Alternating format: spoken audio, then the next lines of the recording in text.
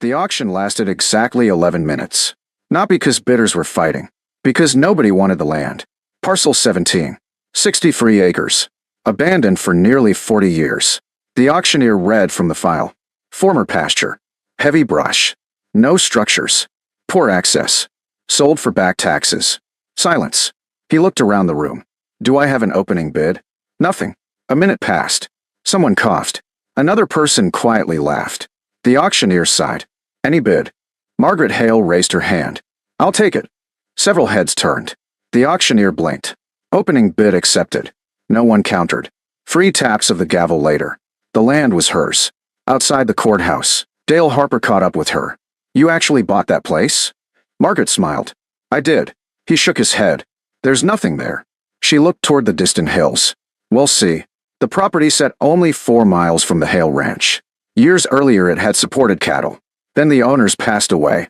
The heirs lived out of state. Taxes went unpaid. Fences collapsed. Brush swallowed everything.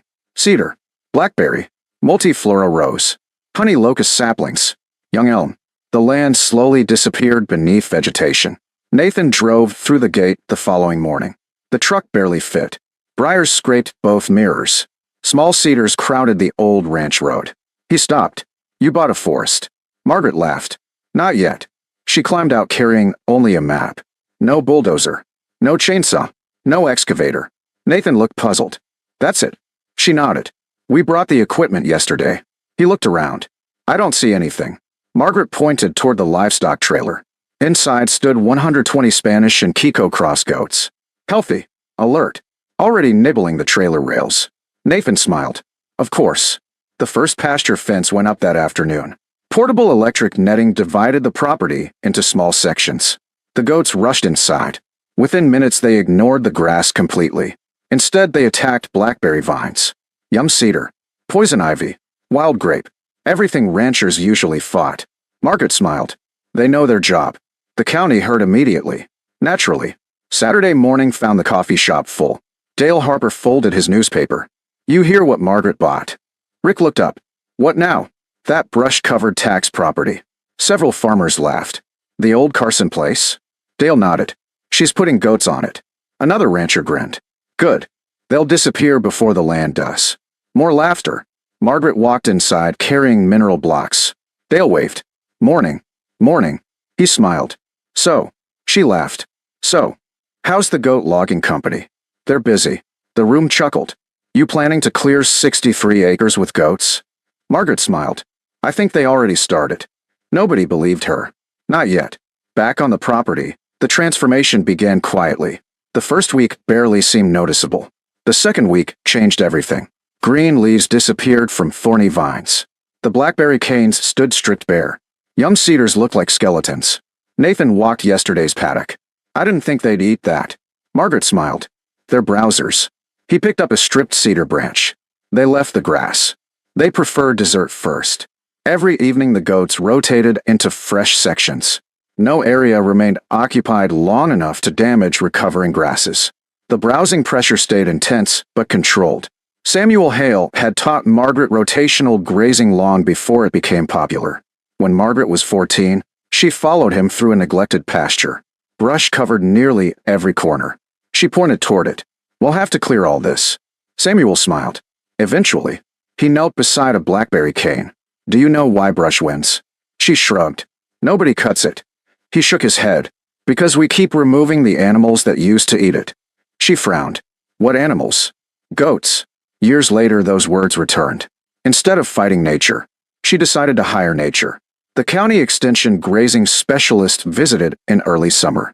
He slowly walked through the first completed paddock. Fresh grasses already appeared beneath the stripped brush. Sunlight reached soil untouched for decades. He smiled. I wasn't expecting this. Margaret folded her arms. What? I expected dead ground. Instead, native grasses emerged. Wildflowers returned. Young oak seedlings suddenly became visible. The seed bank had simply been waiting. Nathan looked amazed. So all this was underneath? The specialist nodded. The brush was hiding it. The project continued all summer. Every week another section opened. The goats worked with astonishing efficiency. They climbed fallen logs, balanced on rocks, reached vines impossible for machinery. Nothing seemed difficult. The old ranch slowly reappeared. Fence posts emerged. Stone property markers resurfaced. Even forgotten wagon trails became visible beneath years of growth. One afternoon, Nathan noticed something unusual. An almost perfectly straight line of moss-covered rocks. He called Margaret. "Come look." She knelt beside them. Hand-cut limestone blocks. Too regular to be natural. She brushed away leaves. The stones continued downhill. "What do you think?" Nathan asked. Margaret smiled. "I don't know. But somebody built this." They marked the location, then continued grazing around it. Weeks later, another surprise appeared. The goats stripped dense blackberry thickets from a nearby hillside. Beneath them stood old apple trees. Twisted. Neglected. Still alive. Nathan stared upward. "I didn't even know these were here." Margaret smiled. Neither did anyone else. Several trees still produced small apples. Wild. Sharp. Fragrant. The county historian visited after hearing about the orchard. He carried faded aerial photographs. Standing beneath the ancient trees, he quietly unfolded one map. This used to be the Carson homestead. Margaret looked surprised. There was a house. He nodded. Barn. Smokehouse. Springhouse. He pointed toward another ridge. And somewhere. He paused. A stone well. Nathan looked around. "Where?" The historian smiled. "Nobody remembers." Autumn arrived. The goats had cleared nearly 40 acres. The land looked completely different. Native grasses rolled across open hillsides. The surviving apple orchard stood proudly once more. Wildlife exploded across the recovering habitat. Quail returned. Turkeys nested. Deer browsed fresh growth. Then one chilly October morning, Nathan climbed onto a ridge carrying coffee. He looked across a newly cleared valley. Something caught his eye. Not grass. Not trees. A perfect circle. Gray stone. Barely visible beneath the remaining briars. He hurried downhill. "Margaret." She reached him minutes later. He pointed toward the circle. Only the upper edge remained exposed. Carefully fitted limestone. Hand-built. She slowly brushed away fallen leaves. The opening continued downward into darkness. Cold air drifted upward. Nathan whispered, "Is that?" Margaret nodded slowly. "I think we just found the well." Neither spoke for several seconds. Then Margaret remembered the county historian's map. The old homestead. The springhouse. The missing well. She looked down into the darkness. The air felt cool. Damp. Alive. Just then a truck pulled into the pasture. The county historian climbed out carrying another rolled map. He walked toward the stone circle, then stopped in his tracks. His eyes widened. He looked at Margaret, then at the ancient limestone well emerging from beneath decades of brush. Finally he smiled.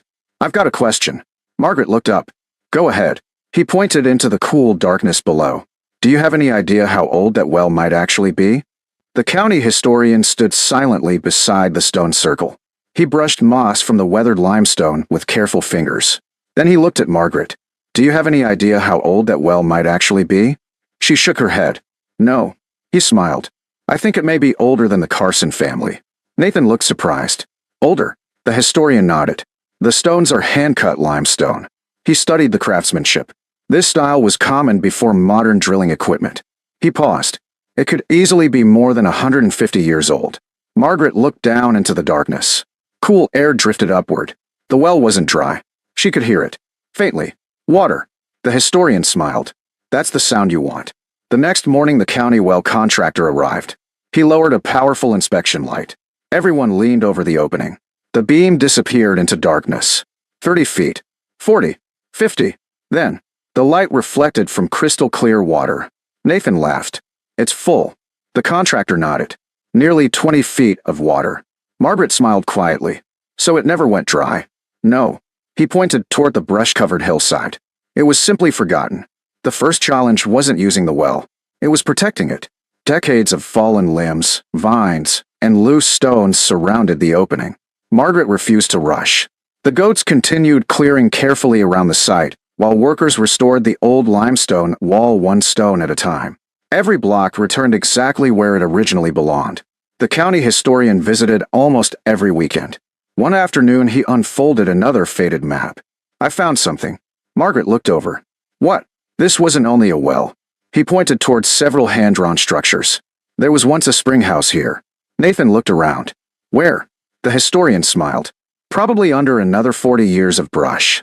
The goats continued moving slowly across the hillside. Every rotation uncovered another surprise. An old split-rail fence, stone foundation blocks, rusted wagon hardware, pieces of hand-forged hinges. The land wasn't revealing treasure. It was revealing history. Late spring brought another discovery. Nathan noticed unusually lush grass growing downhill from the restored well. Even after several rainless weeks, the strip remained green. He called Margaret. "Look at this." She knelt beside the grass. The soil felt cool, almost damp. She followed the narrow green ribbon downhill. Nearly 300 yards later, it disappeared beneath another blackberry thicket. The goats reached that section the following week. Within days, the brush vanished. Underneath lay a shallow stone-lined channel. The county historian laughed when he saw it. "There it is." "What?" "The old gravity-fed water race." Nathan frowned. "The what?" He smiled. Before electric pumps, farmers carried water downhill using gentle stone channels. Margaret followed the line with her eyes. It stretched across the hillside toward what had once been the orchard, the old apple trees. Now it made sense.